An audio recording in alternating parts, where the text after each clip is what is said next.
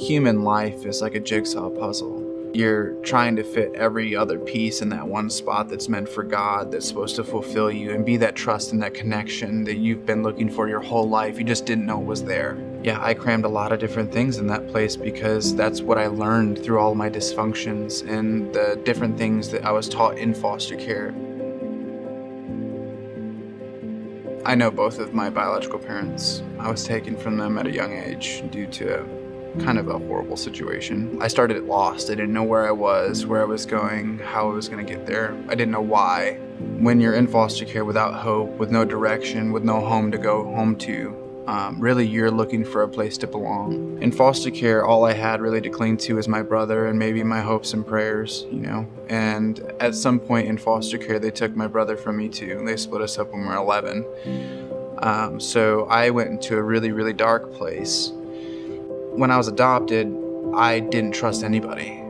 I was a very angry person. I was mad at the world kind of in every possible way. I still didn't understand why I wasn't wanted, why I had to live the life I lived. I was searching for something to hope in, something to look forward to, and I was living a lifestyle that was far from God. I finally had everything that I had ever wanted. Money, independence, nice car. All of that kind of came to a head and collapsed on me in one moment.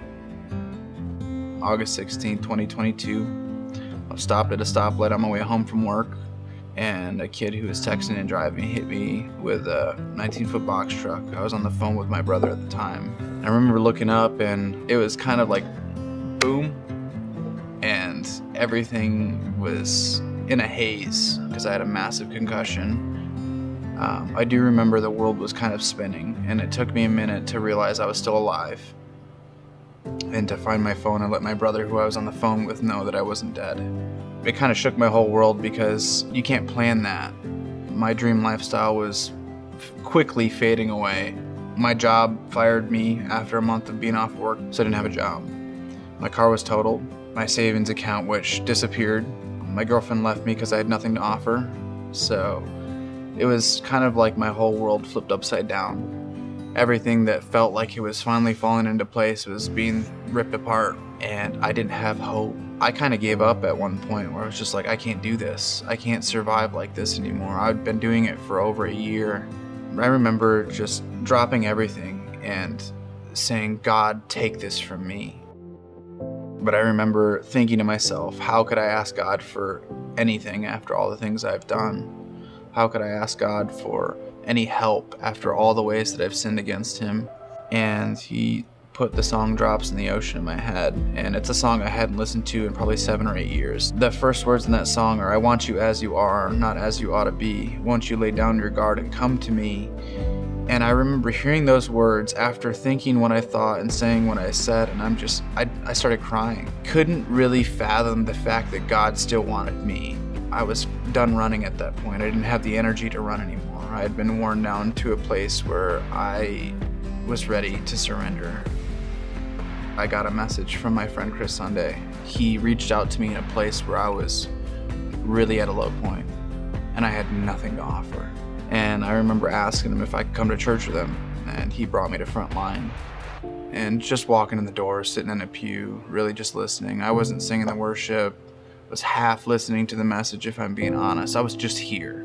Slowly, I saw things changing.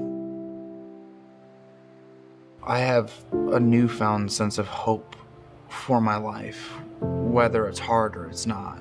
It's not explainable in a real way to describe the amount of peace that has been placed over my life. God does something crazy when you surrender to him.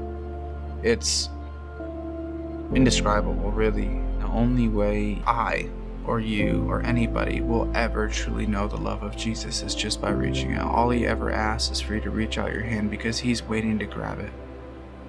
He's waiting to meet you where you are. And there's not a place too dark. There's not a place too hopeless. There's not any situation he can't reach. God is a God of second chances. That's why he sent his son. It doesn't mean you never sin, or you never fail, or you never backslide. But there's always a second chance to change what you do, who you are, the things you say, He's a God of second chances.